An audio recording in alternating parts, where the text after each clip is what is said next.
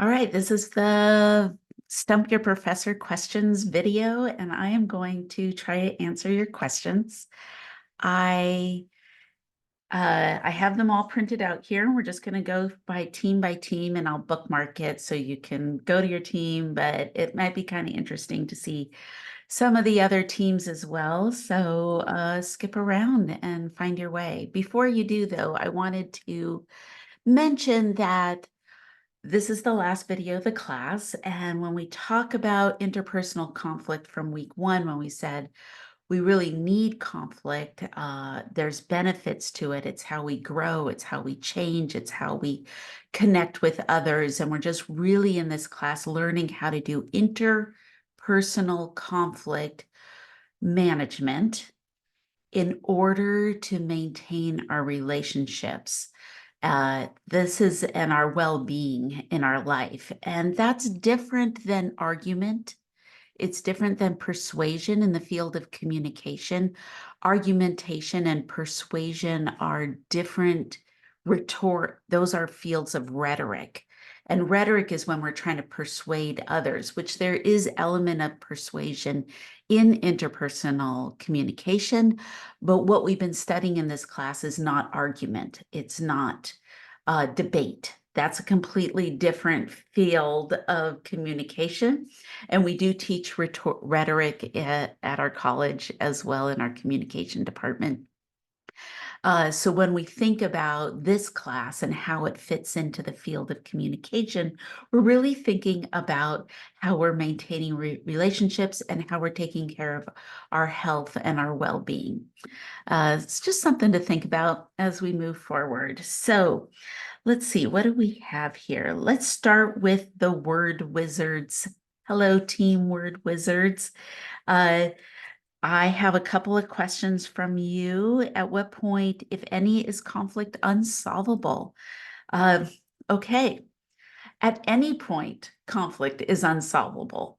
At any point, it really depends. It takes two or more parties to make a conflict, and it can only take one to decide that this conflict is unsolvable or this conflict is not worth my effort, or to choose avoidance, or to be unable to take in other people's perspectives, to say it's my way or the highway.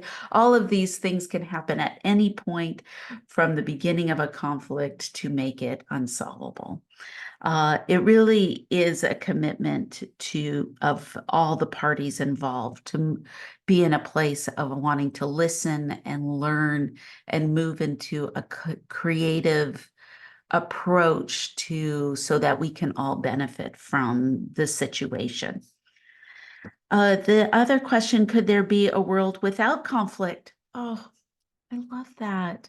Look at you trying to be optimistic, trying to think of that utopia vision of a conflict, of a world without conflict. I mean, this is what science fiction plays around with, from Star Trek episodes or Star Wars. Any type of science fiction is really trying to ask this question of what it looks like in the future. Can we see out into the future, and can we see a world beyond conflict? But of course, the second part of this question, would the absence of conflict be the absence of progress? Yes, and it would be the inability to step out of the norm. So when we talk about progress, we're really talking about innovation. We're talking about invention and creativity. All of those things mean you need to step out of the norm. And to step out of the norm means you need to be in a place of dissidence or difference. You need to have divergence. And all of those stepping out are ways that we create conflict. Now, conflict doesn't mean it has to be a war, or we all have to hate each other, or it's my way or the highway. Remember, all this time we've been talking about collaboration and how our differences, when we can intertwine our different perspectives and our different points of view and those violations of norms, to understand our individualness, right? that means we're not all the same. So could there be a world without conflict is really saying, is it a world where we're all the same? No, we're all snowflakes. Each of us are very individual and different, and there's no one that's been like you in the past, and there's no one in the future that will ever be like you. And we want to celebrate that, which means we teach a class like interpersonal conflict management, so you can learn how to belong to your social groups and how you can converge for acceptance, but how to diverge in ways so we can progress, we can be innovative, and we can be ourselves. The third question, how can shame from past experiences reflect on conflict management in our present and future relationships? So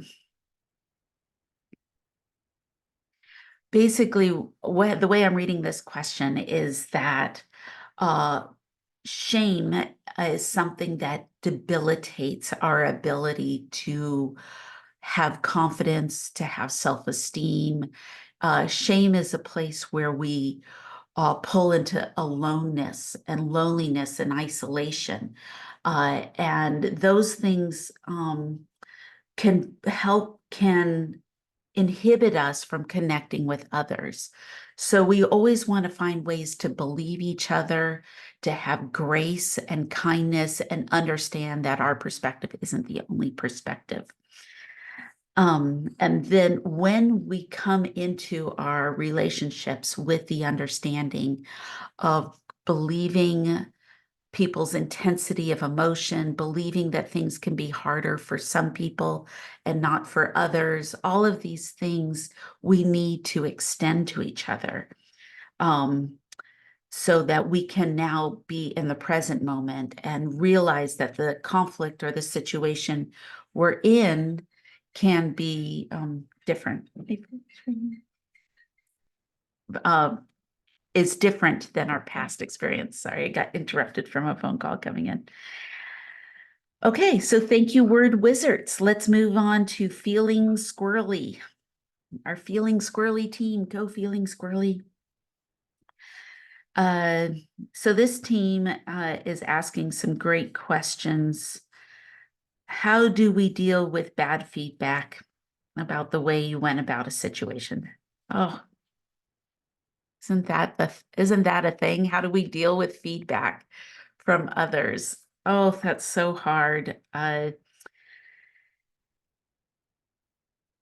think when we talk about whenever we're getting feedback that is critical, we want to try, the first thing we need to do is separate our identity or our personality or us from the situation or the context or or what happened, right? Like we want to kind of compartmentalize. And we do that in a way to make sure that the attack isn't going to be the attack on us, or if we're feeling like it's an attack on us, that we can find ways to protect ourselves by pulling apart. And one thing you might want to do is to move into the is to compartmentalize the moment. Okay, that was a specific moment in time, and I did something that I'm not proud of. However, I know I can do better, and I want to critique the process so that I can take responsibility. There's for my action, but I can also find a way to move into repair for myself and repair for the relationship, or whatever it is that needs repair in that particular situation. The other thing with the bad feedback could be that we're dealing with someone who doesn't know how to give us feedback in a way that is more constructive or critiquing of the situation, or are they just zooming in on a attack on self? So these are things we need to tease apart to think about it. We're all going to make mistakes. And whether you're the person giving the feedback, and if you're using candor or you say, well, I'm just being honest, we know that honesty or candor can be weaponized to hurt other individuals or to create hierarchies that I'm better than you and my perspective has more value than yours. Uh, that those are attacks that can often they'll destroy trust, they destroy relationships. So if you want to just win the argument, if you go into debate or argument mode and you're going to say, well, I'm just being honest as a way to manipulate the situation, that type of feedback is something that we want to look at the sender of the message needing to take more responsibility of how they're approaching the situation for critical feedback so that we can move into a place that I value you and I'm giving you feedback because I know I want you to show up in a way that I know that you can for this, whatever it is, that situation. Um, so that's what I think. That first question has a lot into it. In my organizational communication class, we spend quite a bit of time on how to give and receive feedback in that class, or communication in organizations. The second question, what measures do you take to prevent personal biases from influencing conflict resolution? What measures do you take to prevent personal biases from influencing conflict resolution? Okay, so first of all, conflict resolution might be our goal. If you're a mediator, you might be trying to move. That's what things mediators do. They move things to a resolution as opposed to a facilitator of a conflict who's just trying to create conflict management and move through a dialogue. But if we are really moving to conflict resolution, and since you put resolution and not management, and in our class we're distinguishing the difference between those two things, I'm just going to answer to resolution.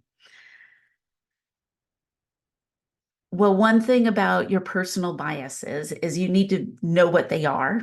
You need to have transparency. That means you need to get feedback from others of what your biases are, whether they're biases along uh, I mean, they could be anything, but you should be aware of what your bias is. One way to get your bias is definitely from the feedback from others. Ask others, what is my bias? Let me know when I'm leaning towards that. If you are moving towards careers where you are becoming a mediator or a bargaining negotiation, or are you moving into being a lawyer or a judge. These are jobs where those people who are most successful at those jobs and develop the most trust and credibility, they know their bias. They know it. They're very clear about it. And that means that if you know and you can look at your bias in the face, and sometimes it's not always pretty to look at our biases, that you are creating consciousness around it so you can move through a situation where you are acknowledging and taking responsibility for those. I don't think you can prevent a personal bias. You can just create awareness around it and then be able to put it aside. And then always taking feedback on how accurately are you putting that aside.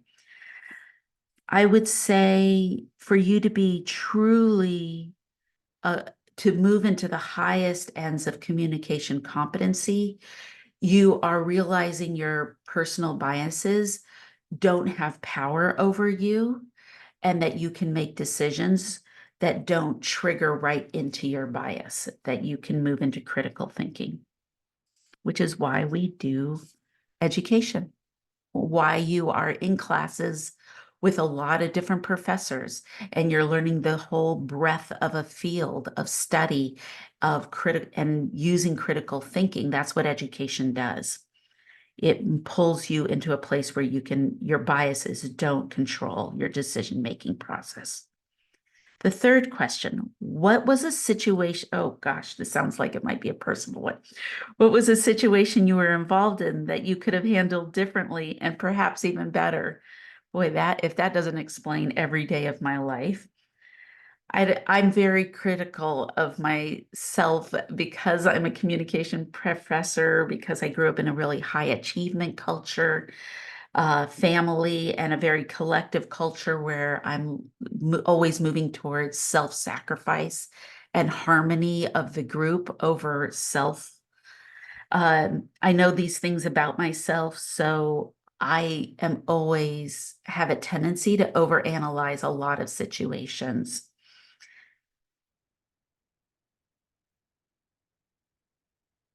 Um, I guess I'm trying to think of a situation so I can give you an actual example. So I think this is something I've been working on. I've told you I'm a runner. When I get over flooded, I shut down and want to leave this exit. So I'm actually kind of someone who would just like exit, like almost in that way where I don't care about.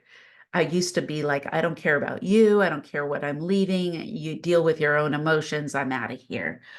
But however, I'm going to actually say that you could have handled differently. I'm actually really proud of a situation that came up uh, within the last couple years where I was very flooded and I was in the classroom and there was a conflict that had been bubbling up for over a long period of time for me. And I got to a place where I was flooded right in front of the classroom. And I'm the teacher and I'm the person in charge. And I'm really proud of myself, but I didn't just exit and say, good luck, class. No, I'm very protective of my class as well. So yes, I did leave the classroom, but I sent a teacher, another professor, back into the classroom immediately within a couple minutes and said, I just need you to go in there and just and take care of things. And then I could do the emotional self-soothing work that I needed to get myself to calm down a little bit better. And that helped me smooth over that situation. So that was great. I'm actually have a situation where I was proud of the way I dealt with it. All right. Thank you, Feeling Squirly team. The next team, Conflict Communicators. Hello, Conflict Communicators. It's so nice to get to talk to you. What do our past experience, why do our past experiences affect the way we handle conflict? Why do our past experiences? Oh boy. Okay, I do have a good answer for this. This is a neuroscience question. Let me take a drink of water. I always need some water before talking about neuroscience. Okay, so whenever you form a memory, your neurons, it looks like a little has all these kind of threads coming off of it, a little brain cell. When you form a memory, those neurons create a path, a memory path. My favorite analogy for this that I've heard before is that your brain is like fresh snow on a mountain and it's all powdery and soft. And when you create a memory from the time you're little till the day you die, your neurons are creating pathways. And it's like you skiing down the mountain. And you create a path with your skis, you imprint. And that's those neurons, cells making a pathway. That's a memory. Now, some memories we don't use and those pathways become, if we don't remember and remember and remember, the snow on the mountain kind of heals up and it goes away. Or if you like the Inside Out movie, we things that we don't use, they fall into this abyss and those neurons don't get used again. But sometimes we get past experiences that make an imprint, and they usually are imprinted strongly because of they're painful. And so painful memories we need to remember because we're in survival mode. And if something causes us pain, we want to remember it so that we can move towards not doing that again and protecting ourselves. Or if something gives us a dopamine hit, where we feel pleasure or we feel joy, we're going to like, maybe that will create a punctuation of a memory as well. And those pain and the dopamine and pain circuit is the same circuit of neurons. And so when we create that's why we remember those even more, because of the way those hormones get punched up. And then that ski slope, we're going to go down it again and again and again. And the snow becomes hardened the more we remember it. So actually a trauma is where the pathway has become almost iced. It's no longer that soft, powdery snow because of the stickiness of the and stress of that memory, and us going down it again and again and again and again and remembering it. We get in those cycles that we become iced in. We do know that that's why psychologists and therapists will work with you to talk about a memory, and it's so painful. It hurts so much to talk about those past experiences. Uh, but but once you talk about it, you kind of break up the pathway a little bit. So it doesn't mean that memory is less painful.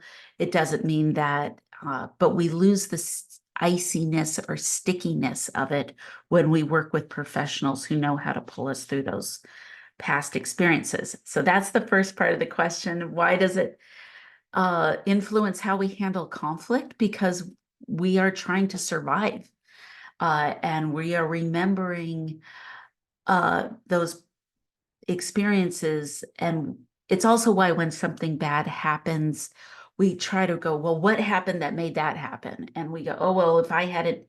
And when we live alone in our pain of a trauma or an argument or a past conflict, whatever it is, or a bad breakup in a relationship or an experience at work, maybe we got fired, whatever it is, that memory that we're holding on to that is painful, and then another conflict comes up, we try to rewind why that happened and we try and find blame.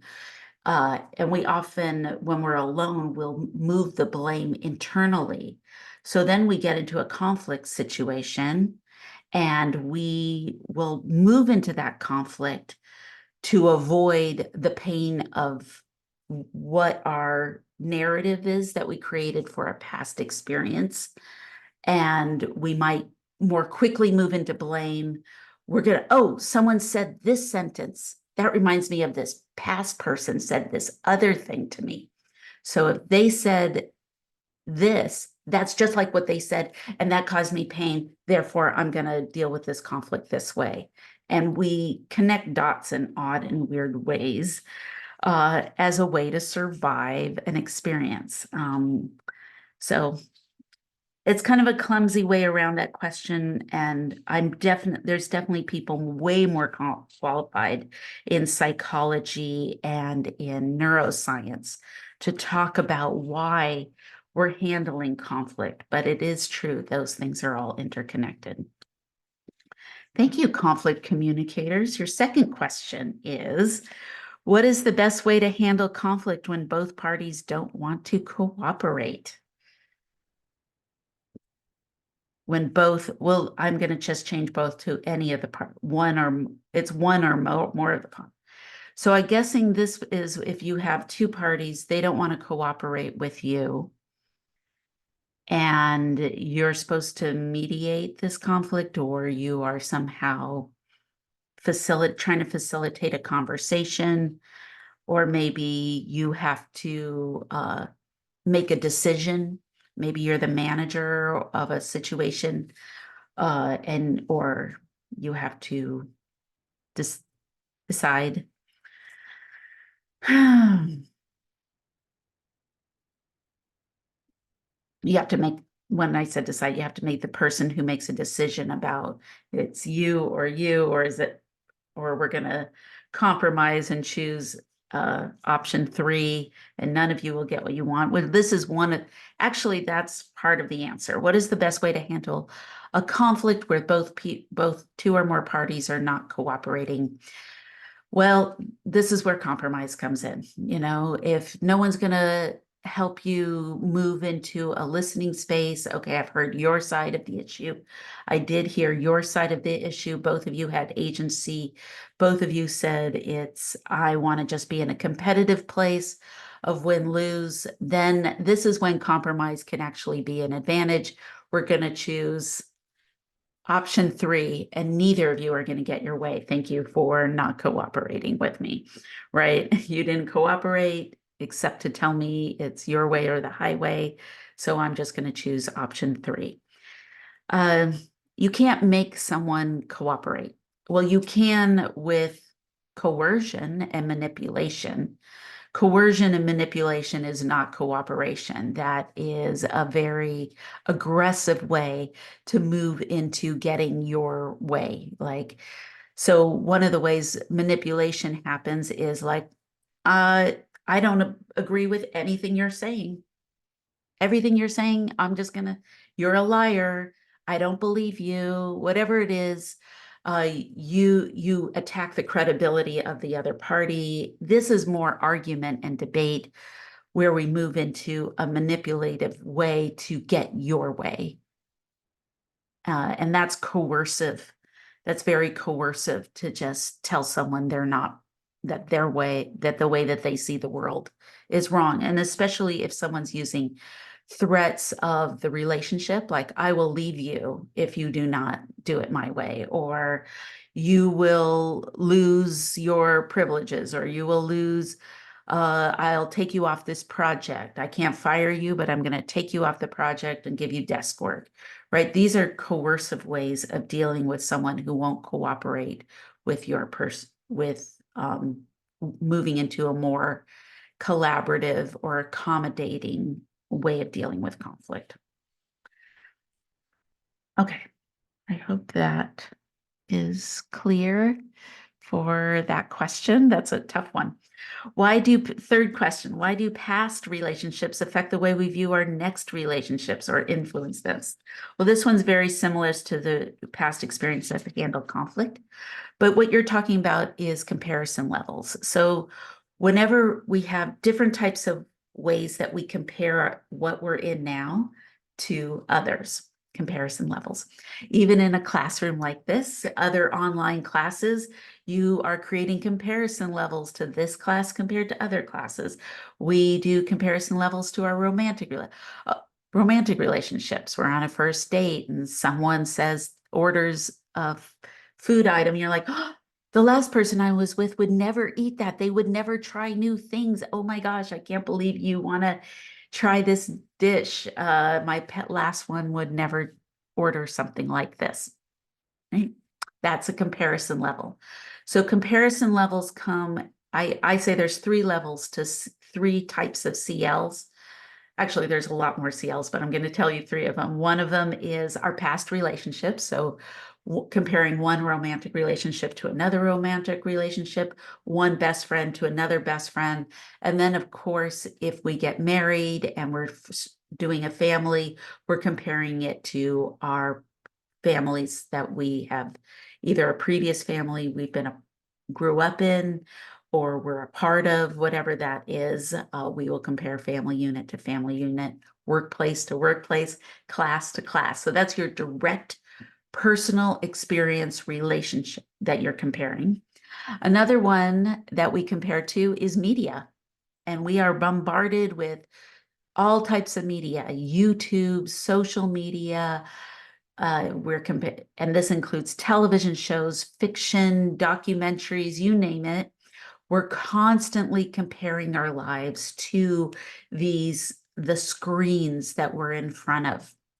And that's really what theater was first for. Like when we talk about ancient theater forms, whether it's in Eastern theater or Western Greek theater. The origin of theater was really to show plays on how to act and what is right and what is wrong. And in fact, religion is also a type of way that we create story or tell stories through our religious belief structures to know the moral or ethical ways to be in the world. So now we have all these screens and we have these anti-hero stories to situation comedies of ridiculousness, but each of them, even if they're over the top farcical stories we're telling, embedded them are social divergence, and that's what the comedy is coming from, because someone's doing something that we think you should not do, that is ridiculous, and we kind of perform those out. So that's one of the comparison levels. And this is also one of the reasons why when we see the way people are media shows lives that are not realistic. Okay, if I can say Friends or Big Bang Theory or are not realistic shows, right? But they're fun and they capture our attention and our imagination. But they do kind of skew into our comparison lives because we have all these apartments that we're seeing in New York or Los Angeles that are actually unrealistic to the wealth or economic status of the characters. So, for example, Penny in Big Bang Theory, who is a Cheesecake Factory out of work actress, has a one-bedroom apartment in Los Angeles that is in Pasadena, actually in Pasadena. It's completely unrealistic to her economic station in life. But yet we end up, whether we're aware of it or not, we compare ourselves. So we're doing that to our relationships. And then the way that they show conflict, the way things can be solved within the problem and the solution happen within 22 minutes, 24 minutes, or uh, the way the way that they show relationships can make up. These are all comparison levels that are affecting influencing our current relationships. And then the third comparison level is relationships that we've witnessed. So not relationships that we're a part of, but ones people have reported to us. So our best friend or someone tells us about what's going on in their relationship, and you're sitting on the phone maybe with them, hearing this complaint about their relationship, and you're like, when are you going to leave that person? I would never put up with that. That's another comparison level that we are constantly doing. So why do our past affect us now? It's because of the way that we create comparison levels. Instead of us just being in the relationship we're in and really accepting that it is a completely unique situation and should deserve on its own right for someone to be taken at the face value of who they are uh, in that situation. Okay. Thank you, conflict communicators. All right, we're doing great. We have 2 more teams to go. Team Bubbles, you're up. Hello, Team Bubbles. I've been enjoying your team meetings. We have, is it ever okay to be aggressive during a conflict? Okay, well, aggressive is a really broad, abstract word. Remember when we use abstract linguistic choices, it's open to interpretation. So I think we talk about direct aggressive, indirect aggressive, passive aggressive, but then there's also violence. And I'm never okay with anything that is violence against someone directly, whether that is violence in the form of physical contact or weaponizing your approach in a way that could hurt someone into so I'm definitely, I would say I don't think any of these are okay ever in a conflict situation. It's not, as soon as you do anything aggressive, you lose trust. Now you may get your way. You may get someone to not leave you and stay in the relationship, be too afraid to leave because of the threat of violence or the threat of isolation or ghosting. You can coerce someone or manipulate someone or be directly aggressive to someone, and you win. Good. But did you win? You may get that physical presence of someone, or you might get someone to go, yeah, you're right. I was wrong. Or are they just saying that to exit the conflict? Or are they, even if they, okay, we'll do it your way, and you got your way? Just so you know, you've completely lost all connection with that person. You've lost trust.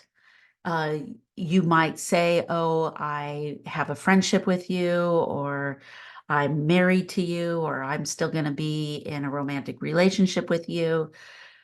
But are you really? Are you really in the type of relationship where you have true well-being, where you have complete support, and it's a loving relationship? No.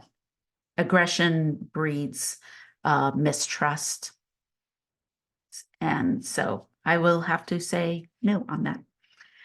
Now, that doesn't mean that sometimes we don't do an aggressive, we might have an outburst, but we should always have accountability and take responsibility and not blame others for our outbursts. Like if we do an outburst, here, this is really important. So let's say we have some blow up. We're human beings.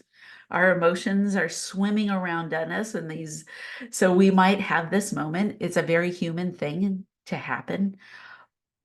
And then we seek to be forgiven. We seek apology. Now, those are all good things. Now, we can't force someone to forgive us. If we apologize, it doesn't mean that person necessarily, they might forgive us, but they don't want to reconcile with us. They don't want to be in a relationship with us again. You can't force someone to be, you could coerce and manipulate someone to be in a relationship with you, but you can't force someone to be in a supportive, loving, and healthy relationship with you. So if you, oh my gosh, I lost the train of thought there. Oh, you can rewind and see where I was at, but I can't. But if you go to apologize, you can't apologize to eliminate your own guilt or feeling of shame. That is something, or whatever's happening for you emotionally. If you seek out an apology to get that person to fix you, this is like, maybe you remember this when you were a kid, your parent blew up at you and you knew you couldn't do anything. You had no power and you had to be silenced and alone. And then the parent comes and wants to apologize, but you don't want that. You remember when you were a kid and you're like, no, leave me alone. I want to be alone. Well, no, kids need contact with so they don't live alone and start to do self-shame. But usually the reason a parent wants to come in and apologize is for the kid to fix them. That's why you didn't want the parent in there, is because I don't want to take care of you right now. There's no one here taking care of me. So same thing with all our relationships. Are you apologizing so someone can take care of you for your aggressive behavior? Or are you showing up in a way where you know how to fix and self-soothe yourself so your apology can be more authentic and then allow the person to come to you, not to fix you? right? We shouldn't ask other people to fix our mistakes. So that's what I have to say about question number 1. Second question for our team bubbles. What is the most effective conflict style? Well, that question, conflict style, when I hear conflict style, I'm thinking of avoidance, collaboration, compromise, competition, accommodation. Again, very abstract language being used, the linguistics here. So that's how I'm interpreting conflict style. There is no most effective conflict style. There is only what is appropriate to the context and the relationship dimension and the situation. That is the only thing. So what is most effective is what we've been doing all term, which is trying to learn how to analyze an interpersonal conflict situation and then go to our tools to find what is most effective for that moment. And you might try one tool that doesn't work, try a different tool. That's why we've had this breadth of tools we've been using. So what is the most effective conflict style? Having critical analytical skills to analyze a interpersonal conflict situation so you can approach it with the correct tool. And that takes a lot of trial and error. It takes a lot of practice. I do not like to put them on a hierarchy. And I know we love our little hierarchy list. We love to label what's 1 through 10, and 1 is number 1. Yay, go number 1. What's the best? But let's move away from that and just realize that every situation is completely unique. And that we need to really be paying attention to know what will be most effective. And then that brings us back to the words wizard's first question of this video. At what point is any conflict unsolvable? At any point. At any point, it could be unsolvable. And the conflicts, sometimes with conflict styles, we need to be able to recognize that as well, when to walk away. What is the best way? Third question, what is the best way to bring up a situation that upsets me? Directly, to the point. And first, you should always ask, is someone ready to talk? Say, hey, I need to talk about something that's difficult, and is now a good time, or when would be a good time to talk about it? Okay. Depending, this again is something where you need to know the person and know the relationship. Have some depth and breadth to that relationship so you can approach it in a way. Like for me and my husband, who've been together for about 15 years plus now, I am the very clear idea of what is the best way to bring up something that is upsetting to me so that I can actually move into a dialogue with him. As much as my husband is devoted to me and loves me and is devoted to this relationship, he is not at the beck of call of just when I am upset. I need to work with him to find a time so we can be functional and move into a more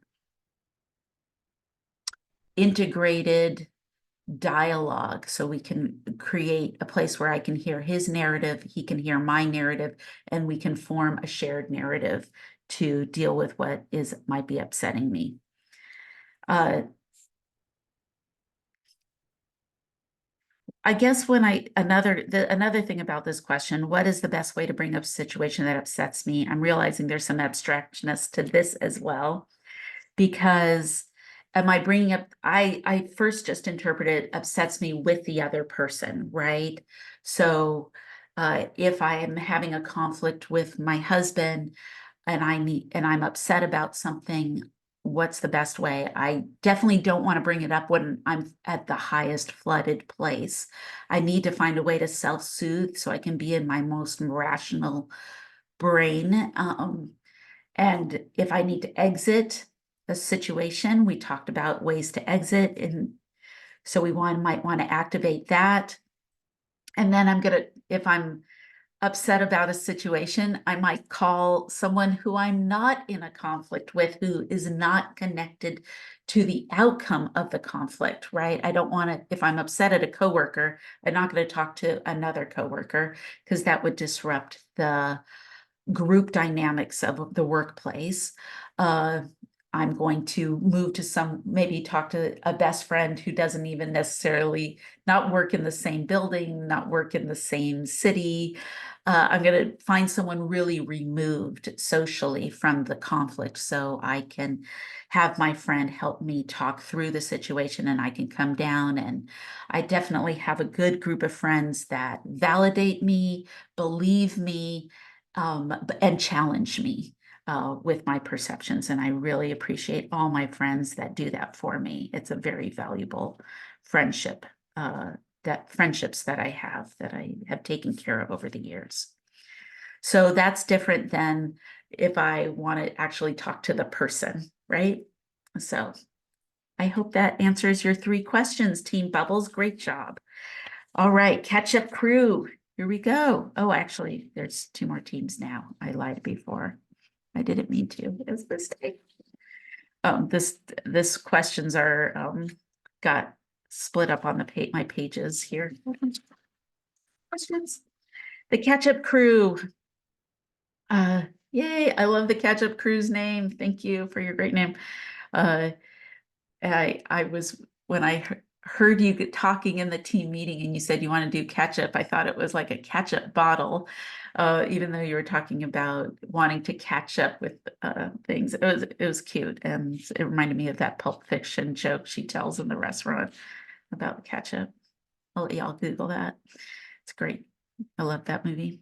Okay. First question, how has social media affected conflict management positively and negatively? Oh boy, this is an entire 10-week course. I could do a 10-week class on how social media has affected conflict management. I'm gonna hide. I'm gonna take my hood. There you go. This question's too hard for me. How has social media affected conflict positively and negatively? Okay, so I will just answer the best I can in this very short window. Positively, one of the things social media has done is it has created more places for voices to show up. Where before, before social media, before we had these smartphones and the internet, the way communication was done on a mass level was through a very narrow channel of networks. And whoever controlled those small channels controlled who could communicate. That's why flyers and bulletin boards used to be like just these collages littered with all these flyers and different things, and because that was one of the ways we could get a collective voice and be heard about something. That's why we had more speeches, soapbox kind of speeches, where I'm gonna let my voice be heard in the public square, or when the printing press first became more accessible, we had different minority groups being able to tell their story.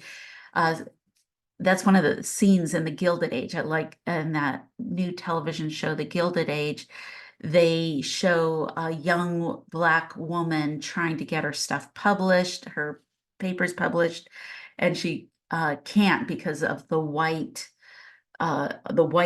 gates of who owned which and which voices were allowed out. And then she discovers a Black owned printing press, and she can get her voice out. Same thing, kind of, we can translate the same idea to social media, that all of a sudden this kind of crowds of people that weren't allowed to have a voice all of a sudden could use their voice to be heard. And that's some of the positive things that I think come out of social media. This feeling that you can have a voice and you're not alone. Negative. everything else. All of the above and everything else. Unfortunately, it has created a platform where we lose accountability. People, because of this anonymous or anonymity of, or the hiding behind these facades, there's no accountability. And then we can use crowds to do cancel culture, or we can do a single point of attack on someone's in really in the oh my gosh, the bullying. So much pain out there is happening because of social media. I have a lot to say about it. So that is some of the positive things and the negative things, the consequences of some of these ways that social media has done attacks on people is just appalling. And there's, I have a lot of pain and sadness in my empathy that I feel for these situations. And it's a risk I take when I come onto YouTube. I know that I am also open to attack, and it's a little there's a lot of vulnerability out here in the social media world. Okay. Next, the third question from my catch-up crew. How do you go about dealing with, oh wait, no, that was just question number one. This is the second question. Oh my gosh, I'm coming to the end of it. I still have some more to do. How do you go about dealing with unpleasant feelings that you can't go back and fix? Well, this is the work of forgiveness, accountability, taking responsibility. And we watched a Brené Brown video about the difference between guilt and shame. And when we have these unpleasant feelings and we can't go through the interpersonal resolution with the other, because that sometimes someone passes away and we can't ever talk to that person again, or sometimes that person doesn't want to have anything to do with us, and so we have to sit in conversation. This is what therapists do. They will walk you through role playing, they'll walk you through conversations. And the Brené Brown video that talked about the difference between shame and guilt, that we want to move from out of the realm of shame to the realm of guilt, because the realm of guilt has a pathway to move forward if we can use that guilt as a vehicle, get into our vehicle and start driving towards the goal of self-forgiveness. And you can't avoid the unpleasant feeling. We can mask it with trying to keep our dopamine levels up, but then there'll be a dopamine crash. And that is through substances or through distraction, trying to constantly distract ourselves. But when we know how to sit with an unpleasant feeling, we rebalance our dopamine levels by turning up the pain circuit. And when we turn up the pain circuit and just sit with that unpleasantness and allow our dopamine levels to normalize out, then we can slowly rebalance our hormones so that we can look at the behavior that happened. And that's what we really want to do. We want to move through the pain so we can rebalance, so we can get into the guilt vehicle and move towards the light of being better in the future. And that's really what we want to do. We want to move to the place of how we can be better. We can't ever make unpleasant feelings not be unpleasant. It is we are human beings. Things are unpleasant. We have pain and joy. That is the full spectrum of emotions of our life. And one of the things that meditation has there's a lot of different practices for meditation, but mostly we want to think about meditation as, not mostly, one way to think about meditation is how to sit in silence and focus on breath. And you're like, well, then I think about this and I think about what I have to do. And I think about that unpleasant thing that happened. And you're like, that's okay.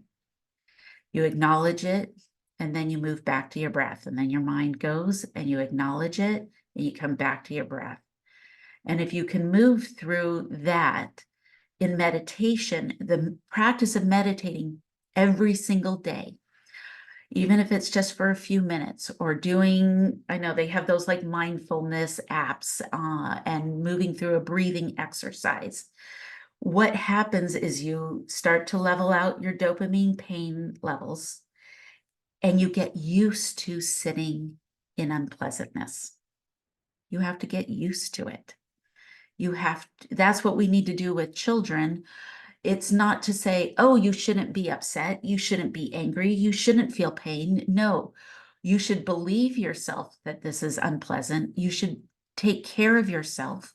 We should take care of others and learn how to sit in that unpleasant feeling. Get in a place where we can breathe, get in a place where we can regulate, and then we can get back into the moment of how to resolve the situation or manage the situation.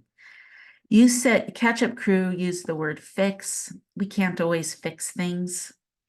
But what we can learn to do is try to live in a place where we understand our humanness, understand life, understand our own responsibilities, and be kind to yourself. I guess try to be kind. Sorry, I wish we could make all those unpleasant feelings go away. I'd love them for myself as well. Okay, now we're on our last 3 questions from our last team, the Flying Turtles. All right, Flying Turtles. Hi. Your team has been doing so well and so curious. Let's look at your questions. Why is conflict management communication not required in public schools? Why? That's a great question. I would love to teach conflict management for high school, by the way. It's one of my things that I wish I could be a communication teacher in a high school. This is one of the reasons why I like working at Western University, because it's a small college where I really get to work with the students. It's one of the reasons why we do team meetings, so we can really get into these interpersonal interactions. But one of the things that I think happens with communication and why it's not taught in public school is because it's personal. It takes and it's cultural based. Actually, one of your other questions is about culture. How do different cultures deal with conflict? So I think it's because it's culture. Public schools is a government-based organization that is created, and public schools first started showing up when we entered into the Industrial Revolution. So we could have a place where kids could go so adults could get the work of the society done. So it has a broad reach. Public school, especially in a culture where it's multicultural based society, where we have people from all different kinds of religions, we have people from all different kinds of ethnicities, and we have people in different economic statuses, and yet we have to create a school that is for everybody. That's really, really hard to do. And now you want to say, we're going to teach you how to deal with conflict, but conflict is intercultural based. It is a cultural based situation, and each culture has different values on the way conflict should be managed. And I think it's kind of controversial. I think there's some controversy in a conflict class like this. Actually, I'd be curious what you think of that. Do you feel like, as we've been going through this class, that some of the information has not really gelled with some of your background experiences or past? Does some of it feel like that to you? I'd be curious what you think, but that's my impression of this. I bet there's a lot of good answers for this. And someone who might be in a policy, a more policy studies, or public affairs, government, they might have interesting answers as well, depending on their backgrounds. Okay. Next question. How do different cultures deal with conflict? And do we know which culture deals with conflict the best? I love this question because it's a trick question. It's a trick question. You're asking me a question to do ethnocentrism. Ethnocentrism, kind of like egocentric, is where we compare cultures to put them on a hierarchy of what's the best culture and what's the worst culture. Ain't gonna do it. You can't make me. I'm not gonna do it. No, I'm not gonna do a comparison of different cultures. Instead, we are just going to look at the way each culture deals with conflict. And then we are going to say what are the advantages and disadvantages of different cultural approaches based on culture. And when we learn from different cultures on the way to manage conflict, we increase our toolboxes, our toolbox of which skill we could use best in an interpersonal interaction. If I know if I'm dealing with someone from a collective culture or a high context culture, and I understand the communication rules and norms of that culture group, and I want to manage a conflict with this person, I can be adaptable. I can adapt, I can be flexible and appropriate to that interpersonal interaction. So the best answer for this question is you should learn all the different ways that cultures deal with conflict, which I talked about in week 2. I gave you some of them, but the more you study intercultural communication, the better you learn about different cultures' styles of communication and norms. And then I can put those in my toolbox. And it'll help me better understand my own way of approaching a conflict, which is also has value. But I'm not going to say one is the best. I'm not going to say they're all equal, but they all have advantages and disadvantages, and we need to understand those, which was see week 2. All right. There was a question about who decides our 87 different emotions and experiences. Who decided? This is a very particular question for the flying turtles. I think we're always learning about emotions, and this is one of the questions you had in a team meeting of how linguistics influence our skills at managing a conflict. And those teams that answer that question to look at how our language shapes our perception of the world and our mental processes. This is called linguistic determinism and linguistic relativity, which is the Sapir-Whorf hypothesis, that what language we speak shapes how we see the world. If you are multilingual, you will be selecting things and seeing things differently and code switching between those, and you might have a better understanding of what this means than someone who is monolinguistic. But basically, the language you use shapes how you think. It determines how you think, and it'll choose what you choose to select and how you perceive things. This is like, let's just think about that, like different social media is always doing like different challenges, like is the dress blue or black? This is your perception of the world, how we use gendered languages. Is it an actor or an actress, a steward or a stewardess, feminine or masculine or gender neutral words that exist will shape how we describe something. We know that if in some languages, a bridge it has a feminine ending, and in some languages, the word bridge, like what uh, it has a masculine ending. And when you ask those cultures to describe a bridge, if they use if their language has a masculine end, they'll describe the bridge with adjectives that line up more with their masculine traits of their culture group.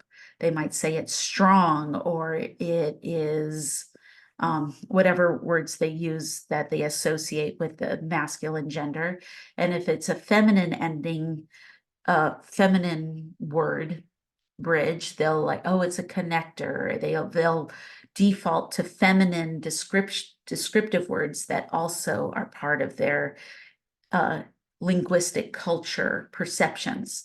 And this influences us. This is how we perceive things. So it's that when we go back to those other questions about personal biases or the skills that we're using, understanding the limitations of language and understanding the skills that we need to manage a conflict, or maybe even resolve a conflict or build trust and well-being in our relationships, we need to have a strong linguistic foundation, which you are doing when you come to classes.